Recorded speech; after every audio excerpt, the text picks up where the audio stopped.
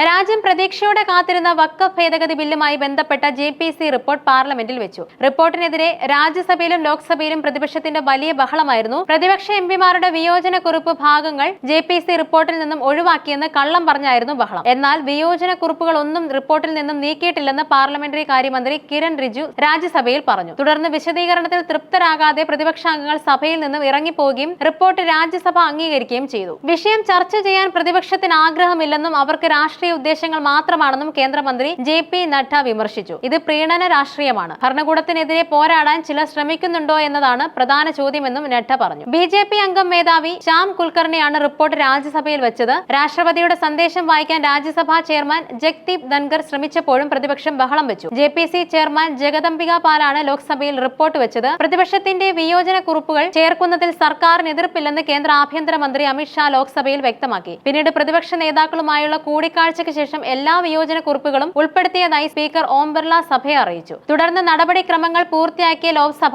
March 10 വരെ പിരിഞ്ഞു. ബജറ്റിനെ കുറിച്ചുള്ള ചർച്ചയ്ക്ക് ധനമന്ത്രി നിർമ്മല സീതാരാമൻ രാജ്യസഭയിൽ മറുപടി നൽകുകയും ചെയ്തു. എന്നാൽ ധനമന്ത്രിയുടെ പ്രസംഗത്തിനിടെയും പ്രതിപക്ഷ എംപിമാർ ഇറങ്ങിപ്പോവുകയുണ്ടായി. ചെയർമാൻ ജഗദംബിക പാൽ ജനുവരി 30-നാണ് ലോക്സഭാ സ്പീക്കർ ഓം ബിർളയ്ക്ക് ജെപിസി റിപ്പോർട്ട് സമർപ്പിച്ചത്. 14 ഭേദഗതികളോടെയും പ്രതിപക്ഷാംഗങ്ങളുടെ വിയോജന കുറിപ്പുകളോടെയുമാണ് റിപ്പോർട്ട് തയ്യാറാക്കിയത്.